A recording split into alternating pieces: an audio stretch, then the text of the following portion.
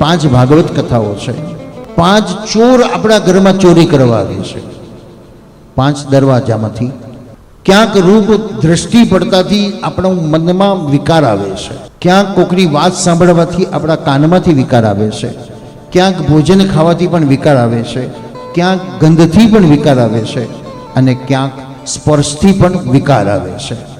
આ 5 ચોર આપણા શરીર દરવાજા, 5 દરવાજામાંથી ચોર જે આવે છે વાસના વિકાર રૂપી, એને આવતું અટકાવવા માટે 5 ચોકીદારની જરૂર છે.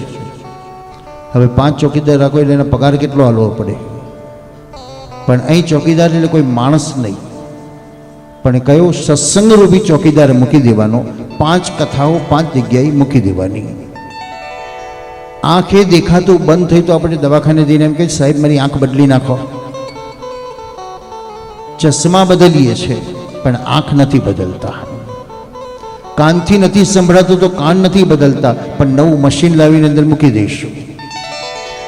તો પરિવર્તન જગતનો નિયમ છે, એવું એક પરિવર્તન કરી દો. લાલ રંગના ચશ્મા પહેરો તો દુનિયા લાલ દેખાય, કાળી રંગના પહેરો તો દુનિયા કાળી દેખાય. એમ ભક્તિના ચશ્મા પહેરો તો દુનિયા તમને ભક્તિવાળી દેખાય.